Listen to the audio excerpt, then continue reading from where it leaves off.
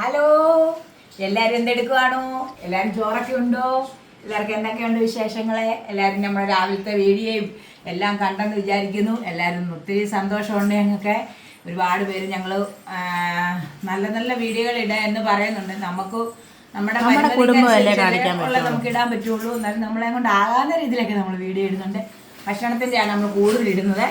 നമ്മൾ കപ്പ ഇട്ടു, മീൻകറി ഇട്ടു, അതൊക്കെ വീഡിയോ എടുത്തിട്ടുണ്ട്. അതൊക്കെ ഇന്ന് വൈകിട്ടത്തിന് മുന്നേ നമ്മൾ ഇട്ടിരിക്കും. അതൊക്കെ എല്ലാവരും കാണണം.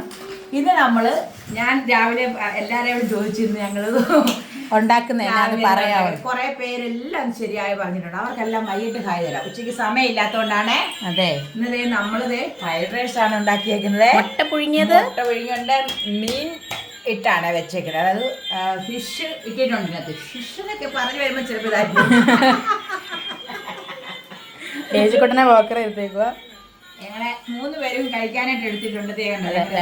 ചോറ് വേവിക്കുന്നു. ഇത് കണ്ടോ, ഇത് നമ്മള് ഫ്രൈഡ് റൈസ് ഉണ്ടാക്കിയിട്ടുണ്ട്. ഫ്രൈഡ് റൈസ്, മുട്ട, മീന്, പപ്പടം, സലാസ്, അച്ചാറ്, ഇതെല്ലാം കൂട്ടിയാണ് നമ്മൾ ഉണ്ടാക്കിയിരിക്കുന്നത്.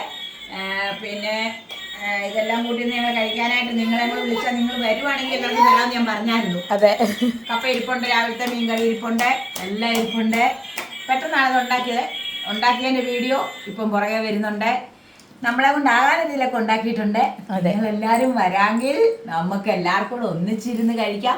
ഇപ്പം നിങ്ങൾ ഓർക്കും ഉച്ചയ്ക്ക് വിളിക്കുന്ന ഇതുള്ള പിന്നെ കഴിക്കാൻ പറ്റുമോ എന്ന് നിങ്ങൾ ചിന്തിക്കും. പക്ഷേ വൈകിട്ട് വന്നാലും തരാം, എടുത്ത് മാറ്റി വെച്ചേക്കാം. ആരും വരുമെന്ന് വിളിച്ച് പറഞ്ഞെടുത്ത് ഞാൻ വെക്കാം.